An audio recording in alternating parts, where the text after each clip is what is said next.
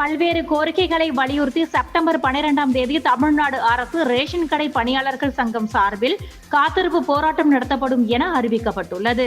சென்னையில் செய்தியாளர்களுக்கு பேட்டியளித்த தமிழ்நாடு ரேஷன் கடை பணியாளர்கள் சங்கத்தின் மாநில தலைவர் ராஜேந்திரன் உள்ளிட்ட நிர்வாகிகள், பொது விநியோக திட்டத்திற்கு திமுக தேர்தல் வாக்குறுதி 236 படி பல்வேறு துறையின் கீழ் இயங்கக்கூடிய ரேஷன் கடைகளில் ஒரு துறையின் கீழ் கொண்டு வந்து ஊதிய உயர்வு உடனடியாக வழங்க வேண்டும், 10ஆம் வகுப்பு படித்தவர்களை விற்பனையாளராக பதவி உயர்வு வழங்க வேண்டும், கல்வி தகுதி அடிப்படையில் ஊதியம் வழங்க வேண்டும் என்பன உள்ளிட்ட கோரிக்கைகளை வலியுறுத்தி காத்திருப்பு போராட்டம் நடைபெறும் என தெரிவித்துள்ளனர். தமிழகம் முழுவதும் ஏழை மக்களுடைய பசிப்பினியை போக்கி வரும் ரேஷன் கடை பணியாளர்களுடைய கோரிக்கை நிறைவேற்றாமல் உள்ளது. கடந்த எதிர்க்கட்சியாக இருக்கும் பொழுது திமுக தேர்தல் வாக்குறுதி அளித்தது.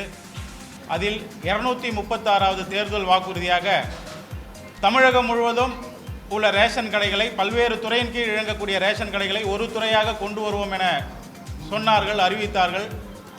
இன்று வரை தேர்தல் வாக்குறுதியை திமுக அரசு நிறைவேற்றவில்லை. இந்த ஆட்சி வரணும்னு நாங்கள் ரொம்ப விருப்பப்பட்டோம். உங்களுடன் ஸ்டாலின் முகாம்லலாம் எங்களது கோரிக்கையை கொண்டு போய் கொடுத்தோம். நாங்கள் எப்பவுமே முதல்வர் கூட இருக்கணும்னு தான் நாங்கள் ஓட்டு போட்டு வர வச்சோம். ஆனால் எங்களுக்கு இந்த மாதிரி ஒரு அநீதி இந்த அரசு இழக்குன்னு நாங்கள் நினச்சி கூட பார்க்கல.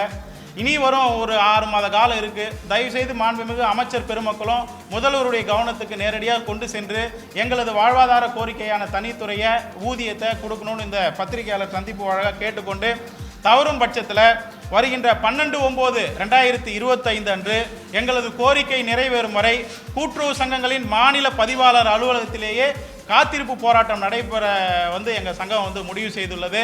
அதனை இந்த பத்திரிகையாளர் வாயிலாக தெரிவித்துக் கொள்கிறோம். மேலும்